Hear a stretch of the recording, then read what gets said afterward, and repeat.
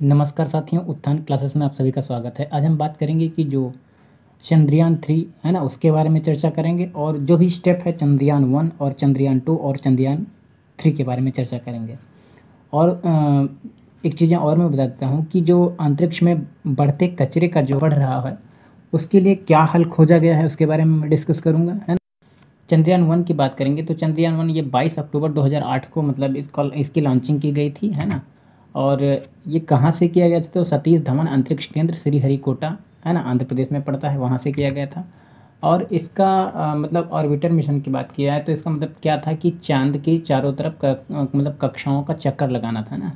चाँद की चारों ओर कक्षाओं का चक्कर लगाना इसका प्रमुख मतलब उद्देश्य था, है ना, मिशन था।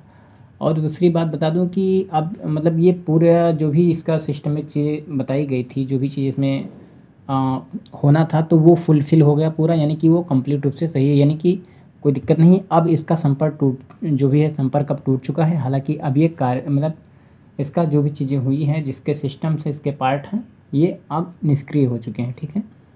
और क्या कहते हैं, इसका मेन कारण मतलब ये इन्होंने पता लगाया कि वहाँ पे चाँद में जल है ना, चाँद पर जल है, यानी कि जल की उपलब्धता के बारे में बताया गया था। और इसका रॉकेट क्या था, तो PSLV, है ना, PSLV-C11 रॉकेट का नाम था, है ना, पॉली सैटेलाइट लॉन्च व्हीकल, ठीक है।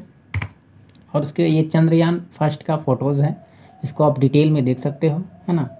उसके बाद मैं बात करूँगा कि चंद्रयान-2 क्या है। तो चंद्रयान-2 में क्या हुआ था, इसका लॉन्चिंग जो बात है 22 जुलाई 2019 को लॉन्च किया गया था। इसका GSLV Mk3 रॉकेट के मतलब इसका रॉकेट था। इसका वेट था 3850 किलोग्राम। मैं इसका ऑर्बिटर की बात करूँगा तो एक लैंडर था और दूसरा मतलब ऑर्बिटर एक लैंडर जिसका नाम विक्रम था और रोवर था उसका नाम प्रज्ञान था, ठीक है। और मैं बता देता हूँ कि दक्षिणी ध्रुव पर सॉफ्ट लैंडिंग करने ही वाला था, लेकिन क्या हुआ कि 2 किलोमीटर पहले ही मतलब स्पीड तेज़ होने के कारण ये क्रैश हो गया था, है ना। हालांकि चर्चा में था, आप लोग सभी लोग जानते होंगे, है ना, उसमें कोई बहुत विशेष बात नहीं है। तो मैं बता देता हूँ, है ना। ये चंद्रयान-2 का इमेज है, आप ध्यान से देख सकते हैं इसको, चीज़ें क्या है ना, जैसे इसमें सारी चीज़ें दिखाई गई थी। और क्या कहते हैं, अब मैं बात करता हूँ चंद्रयान-3 की। देखिए चंद्रयान-3 बहुत ही फोकस चीज़ें हैं, इसको बहुत ज़रूरी जानना है। देखिए इसमें क्या था कि जो क्या कहते हैं LVM-3, है ना, M4 करके चंद्रयान-3 मिशन इसका मतलब टाइटल था। और ये 14 जुलाई 2023 फ्राइडे को, है ना, 2:35 पर लॉन्च किया गया था, है ना। लाइव आपने देखा भी होगा, है ना। और जो भी चीज़ें इसमें सारी चीज़ें इसमें बताई गई थी श्रीहरिकोटा से, है ना, 14 करोड़ रुपए मतलब इसमें लगे थे।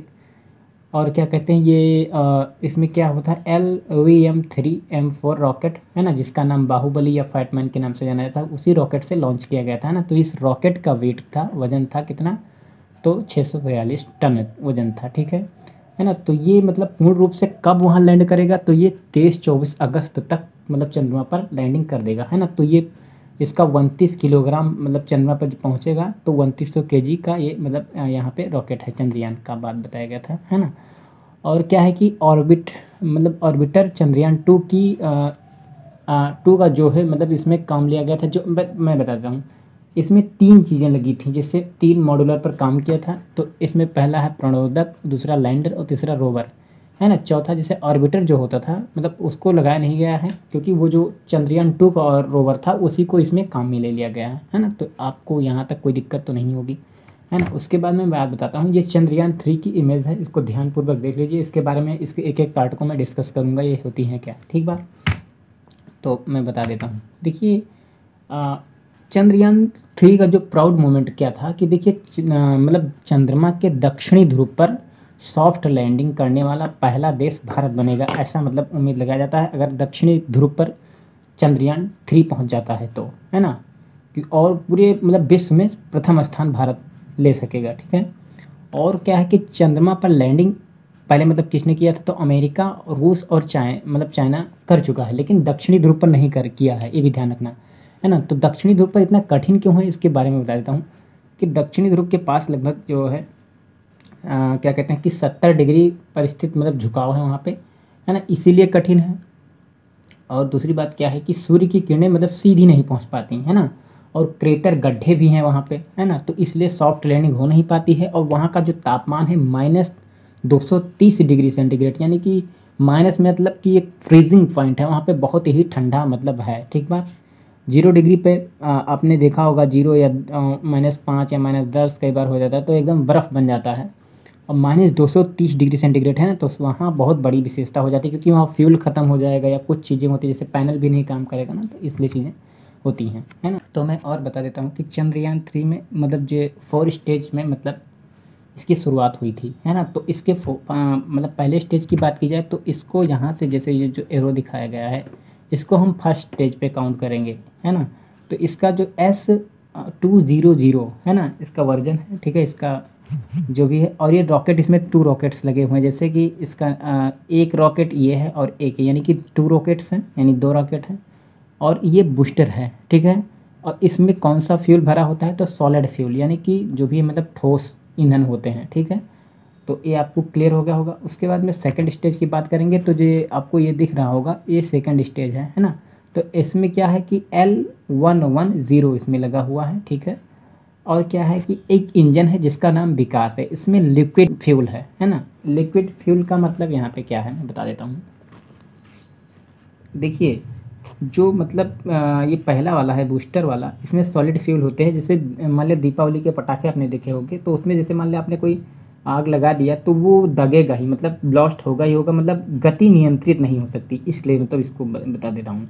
और जो दूसरा मतलब है, मतलब क्या कहते हैं कि जो L110 वाला है, यानी कि इंजन जो विकास लगा हुआ है, इसमें क्या कहते हैं कि लिक्विड फ्यूल भरा हुआ है, ठीक है, ये भी ध्यान रखना। उसके बाद में क्या है, ये तीसरा स्टेज है, यहाँ पे ये आपको दिख रहा होगा ना, इसको क्या कहते हैं C25 यानी C25 के नाम से डिनोट किया गया है। इसमें क्रायोजेनिक इंजन का प्रयोग किया गया है ना। तो ये भी थोड़ा सा ध्यान रखिएगा, है ना। और क्या कहते हैं कि उसके बाद में ये आपका आ जाता है, ये जो लास्ट वाला सबसे ऊपर इतने का, ये चौथा फोर्थ स्टेज है ना, यही चंद्रयान है। ये मतलब जाके वहाँ बाकी ये सब चीज़ें अपने आप पे डिफ्यूज़ हो जाएंगी, मतलब ये अलग अलग ये भेजने का काम करेगा, ठीक है ना। तो इसमें क्या होता है कि जैसे जो मतलब इसमें दिखाया गया है जो चंद्रयान, इसमें लैंडर और रोवर लगा हुआ है, ठीक है। तो इस पर क्या होता है कि लिक्विड वो डाला जाता है कि मतलब हाइड्रोजन और ऑक्सीजन का मिश्रण होता है, ठीक है। तो यहाँ तक आपने क्लियर देख लिया होगा, कोई दिक्कत वाली बात तो है नहीं है, क्योंकि एग्जाम्स में यही सारा चीज़ें पूछी जाएगी। अब मैं एनिमेशन वीडियो के माध्यम से बता दूंगा कि क्या चीज़ें हैं क्या। जैसे मान लिया ये आपका ये पहले ये टूटेगा, है ना, यहाँ से जलेगा, उसके बाद में ये जाएगा, उसके मतलब पहले स्टेज वन के बाद में जो स्टेज 1 में जैसे S200 होगा ना, वो फ्यूल अपना करके मतलब एब्जॉर्ब करके वो बूस्ट करेगा। उसके बाद में क्या होगा कि स्टेज 2 है ना, जो L110 है ना, उसके बाद में वो आगे बढ़ाएगा, जिसमें लिक्विड इंजन मतलब लिक्विड फ्यूल है यानी कि जो तरल ईंधन है। उसके बाद में जो अगला स्टेज है, यानी कि थर्ड स्टेज है, इसमें C25 है, इसमें क्रायोजेनिक इंजन लगा हुआ है ना। उसके बाद में ये जो लास्ट में बचेगा, इसमें पैनल वगैरह लगे हुए हैं, जो कि ऊर्जा का स्रोत होते हैं, जो सोलर पैनल लगाए जाते हैं ना, तो वो भी थोड़ा सा ध्यान रखेंगे।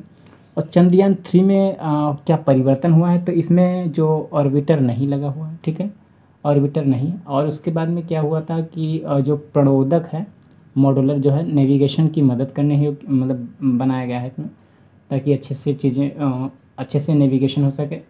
और सोलर पैनल भी लगाया गया है और फ्यूल अधिक भरा गया है, क्योंकि कई बार होता क्या है, जैसे जो चंद्रयान 2 में देखा गया, तो उसमें फ्यूल की मात्रा कम ना हो और आराम से लैंडिंग हो जाए, है ना। और अपडेटेड सॉफ्टवेयर रखा गया है उसमें, बहुत सारी चीज़ें, जैसे कोई सॉफ्टवेयर में कमी हो गई थी तो उसको मतलब बहुत अच्छे से सुधार किया गया है ना, जो कि रॉकेट साइंस के तहत आती है। और क्या कहते हैं, लैंडर के मजबूत कदम है, क्योंकि मजबूत कदम का यहाँ पर ये मतलब है कि आराम से सॉफ्टिंग लैंडिंग कर सके, कोई दिक्कत वाली बात तो हो ना, ठीक बात। उसके बाद में मतलब चंद्रयान 3 का लॉन्च करना के मेन उद्देश्य क्या है, तो देखिए, जो चंद्रयान 3 लॉन्च करने का प्रमुख उद्देश्य ये है कि चंद्रयान 2 की असफलता हेतु उभरने के लिए, जैसे मान लें कई देश कई कंट्री ये सोच रही थी कि भारत मतलब जो है चंद्रयान मतलब वहाँ पे जो साउथ पोल पे नहीं पहुँच गया, तो कई बार क्या होता है कि लोग उस तरीके से देखते हैं, है ना, कि भारत में पावर नहीं है। हालांकि अपना जो भी भारत है सबसे मतलब अग्रणी है, बहुत सारे साइंटिस्ट काम कर रहे हैं और ही अच्छा आउटपुट मिल के आएगा, है ना। तो इसको दिखाने हेतु, और दूसरी चीज़ क्या है कि साउथ पोल पर लैंडिंग अगर कर लेगा भारत अपना, तो ये पूरे विश्व में मतलब अपना भारत देश गौरवशाली बन जाएगा और प्रथम स्थान प्राप्त करेगा, ठीक बात। और चंद्र सतह पर मतलब जो रासायनिक और खनिज की संरचना का पता लगाएगा, है ना, और सारी चीज़ें डिस्कस करेगा, और जो भी शोध करेंगे वहाँ पे तो बहुत बड़ी उपलब्धि मानी जाएगी, ठीक बात। इसका प्रमुख कारण यही है, ठीक है।